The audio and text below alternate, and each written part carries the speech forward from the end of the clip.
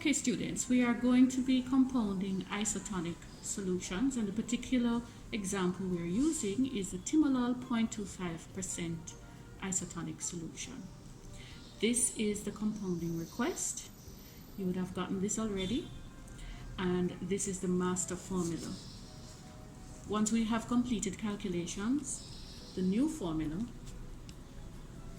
will contain 3 mils of a 1.25% isotonic timolol solution, 215 milligrams of boric acid, 9.4 mils of chlorbutanol 0.8% weight in volume solution, and that's made up to a final volume of 15 mils.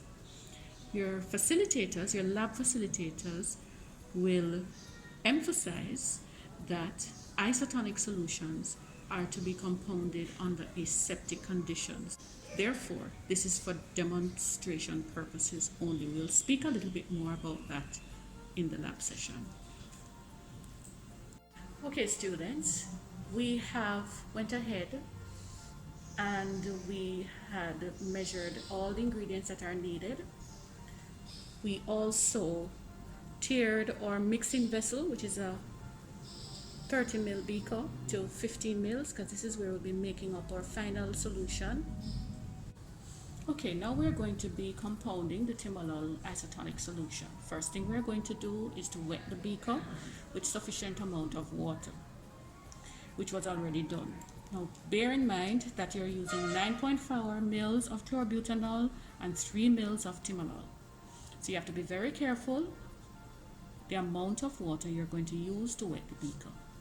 We are now going to add small portions of the boric acid powder to dissolve.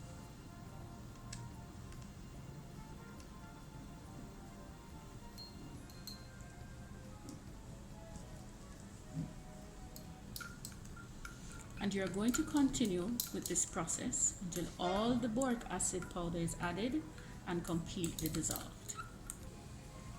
Okay, you would have added about 2 or so mils of water to wet the beaker, bearing in mind that you're making 15 mils and you already have 12 mils of solution to add. So if your powder is not completely dissolving in that 2 mils that you would have used to wet the beaker, you can add some of the chlorbutanol to it to aid in the dissolution, which is what she's going to do now. I cannot overemphasize that when you're making isotonic solutions, you're making very small volumes. So therefore you have to take into account the volumes that you already have in the formulation and the final volume you want to make, so that when you're wetting the beaker, you do not add too much water. So she's going to completely add the remaining chlorbutanol to the mixture, followed by the timolol maleate.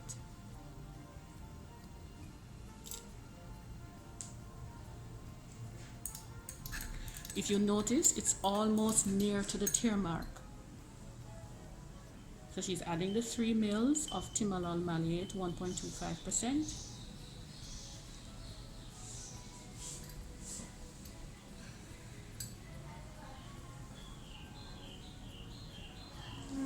So she's just going to put all the 3 mils in there.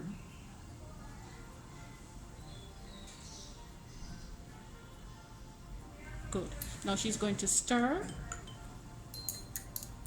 just to ensure that there is homogeneity, and then she's going to now use the water to her left, removing the stirring rod, and make up to the 15 mil mark. You will just need about a couple of drops.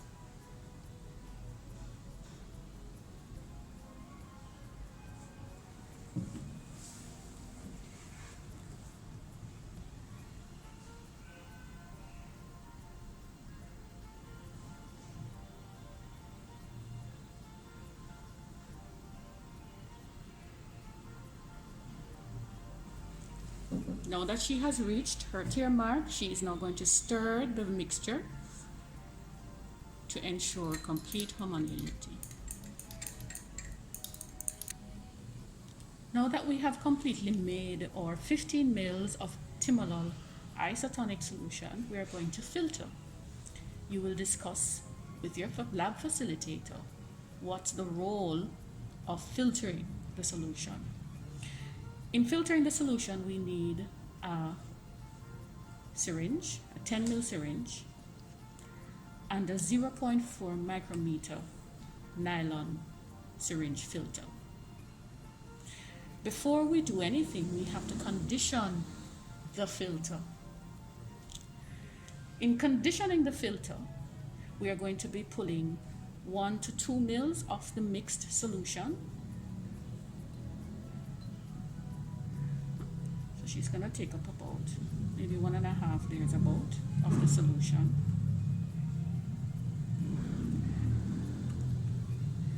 And then she is now going to be passing that amount of solution through the filter in that empty beaker there to condition the filter. And your lab facilitators will instruct you or ask you the question, I'm sorry, why you're conditioning the filter.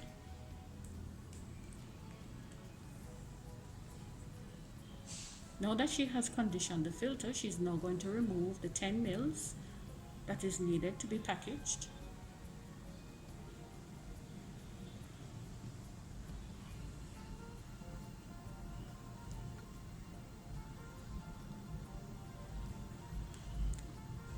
And then she is now going to attach the filter and filter the solution into the dispensing container.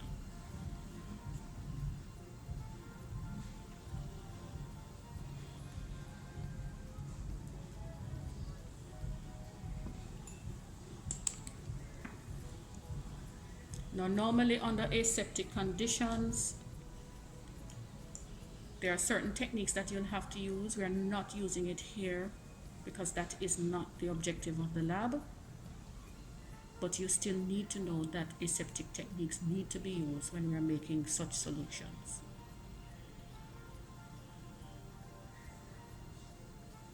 So there you have it. The 10 mils is now filtered or clarified into your dispensing container, and this now would be labeled, or before it's labeled rather, it will be sent to be sterilized before you pass it on to the patient. That's what you'll write in your method, and then a label attached and dispensed.